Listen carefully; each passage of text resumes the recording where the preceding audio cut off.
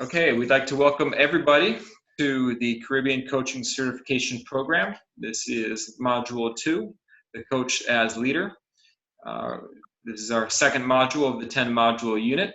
I'd like to welcome everybody back into the classroom. Leading this module is going to be Glen Guiste. He's a coach and is highly involved here on the island, especially in the sports of football and basketball.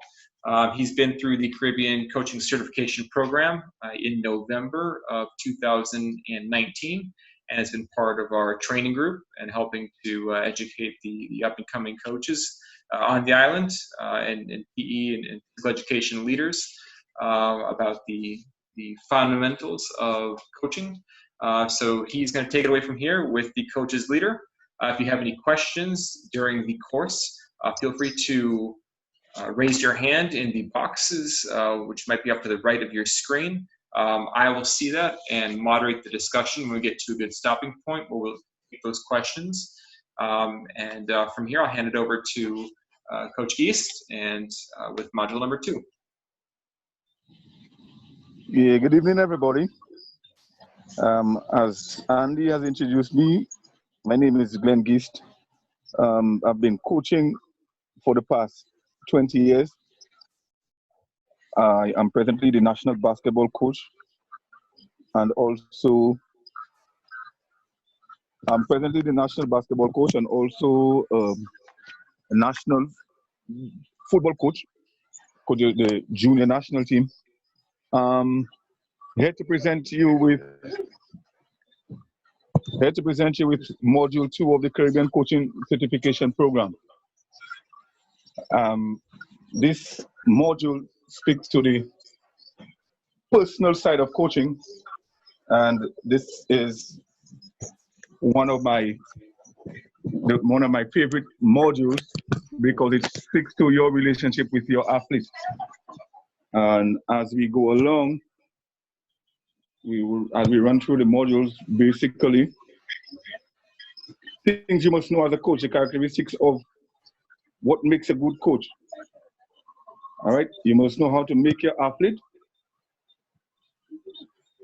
You must know your athlete, the personal side of coaching. This is where this comes in.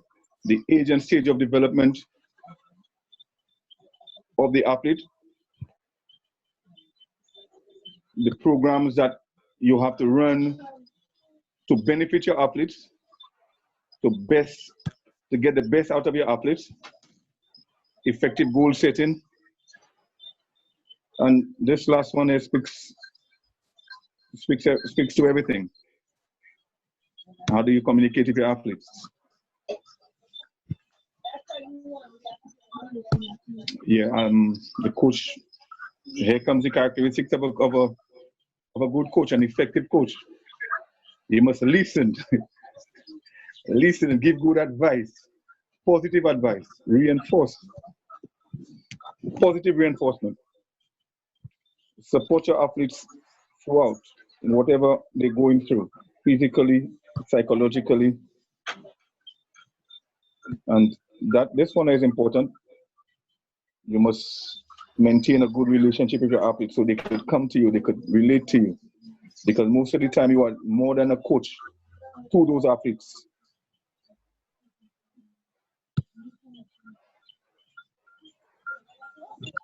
Yeah.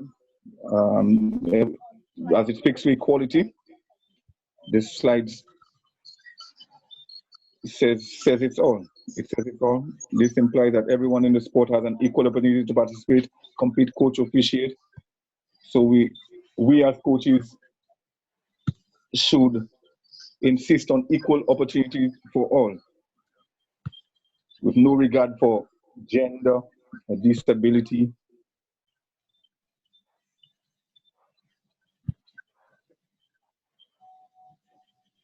Of things we must avoid as coaches: negative comments, things that would turn off our athletes or turn people away from our sports.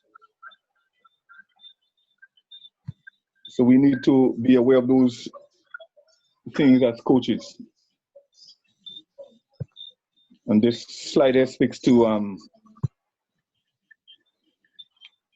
coaching female athletes, things that should be in place, or the things, the practices, the good practices of a coach with female athletes.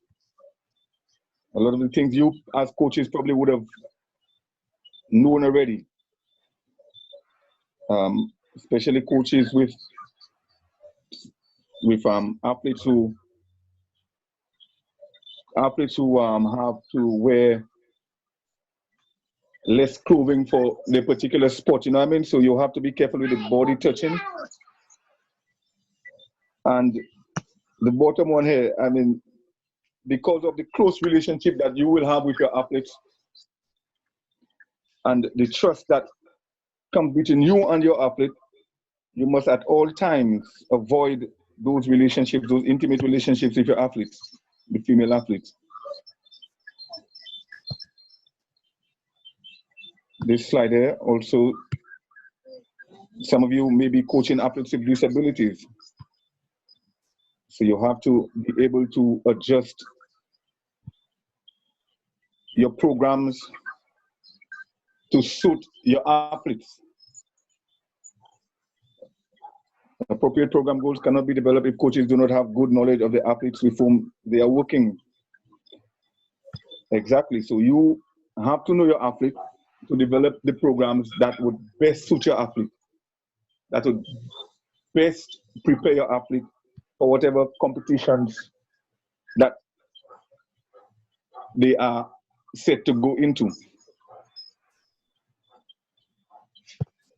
And the best way to keep track of your athlete or what's going on with your athlete is by preparing an athlete profile, a profile for your athlete, getting the information that is required to set them on the way, to know them, to get the best out of them. You must know their skill level, their fitness level. All this should be recorded, and you must go to it regularly to make sure that, update it regularly to make sure that you are on course or on track with your program goals. All this information should be on the profile as well. The family relationship, the nutritional needs, religious needs, etc. Allergies, if there are any allergies, do they have any special medical needs?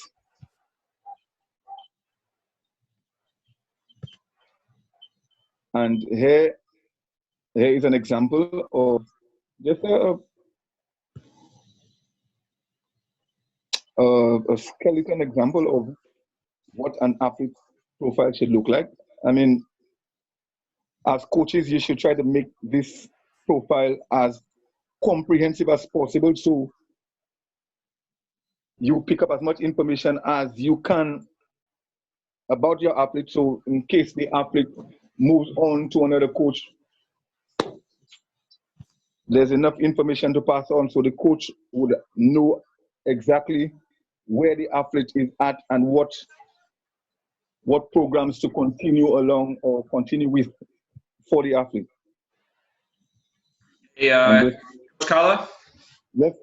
Yeah, I was wondering, would you want to put things like medical information on the athlete profile? Yeah, you can. Yeah, that's most of the profiles that I've done, I have medical information on there because who to call in case of if they have any allergies, if they're allergic to any foods and whatnot. So most of the profiles that I've done, I make sure I have that in there because, like I said, you may not be around, but and then somebody else, maybe somebody in admin, picks it up. You understand? Mm-hmm. What other aspects would you recommend, especially for our coaches here in St. Lucia, that from your own experience, or maybe the other coaches can answer too, that they've had or they think should be on an athlete profile? Maybe some less conventional things, but that can be really helpful. a lot of our athletes are, especially the nutritional, the nutritional side of things. Um, because some are part of different religions, so they don't, like, for example, Seventh Day Adventists, they will not be able to eat any pork and whatnot. So you would know, like, when you have outings with your athletes, or when maybe you have camps or whatnot, you would already know beforehand how to prepare for them. That's one thing I think is very important. Also, because of our peculiar social structure, I mean, it's not always the athlete's parent who's the first person that you have to go to. So you have to make sure that you have the right person to contact in case of anything. So all those things I think are very important to our environment in tenureship. In my experience, I've gone through it once or twice where you think that the athlete's parents are the ones who make decisions really when it comes to their well-being, and then you'll be surprised that you'll have to contact somebody else in that regard. So that's one of the things I think that's very important in terms of the athlete's profile. Okay. Yeah. And yeah, I think we could ask some of the students in the course as well.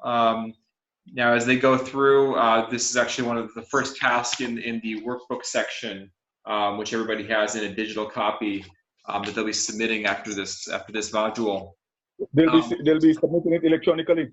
Yeah, electronically. So the first task, like in our workbook, for instance, in 2A, is going to be completing this athlete profile. So we can stop at this juncture and then, or they would have to prepare it afterwards. Yeah, so I think so. Students, as you're going through your athlete profile, you can revert back to these slides which you have, or to your coach's manual. But certainly some things that we've touched on already, which is not comprehensive. We would expect more. But certainly the basic information about their name, their date of birth, their school, what form they're in, generally what's their height and their weight. That's just as much for performance aspects as well. It's they have a passport or not when it comes to working with federations and potential national athletes. Having those ideas, I think, present in advance.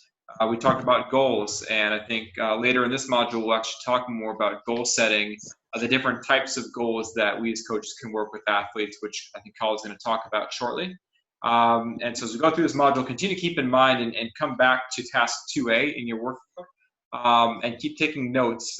We definitely want to see good comprehensive thought into what should go onto that athlete's profile. And you'll actually be looking at one athlete that you have worked with or is in your program, and creating a profile for them as your first task for this module. So hopefully it's a fun exercise for you to think of all the different scenarios, both serious medical, but also from a performance standpoint to help you as a coach work through those.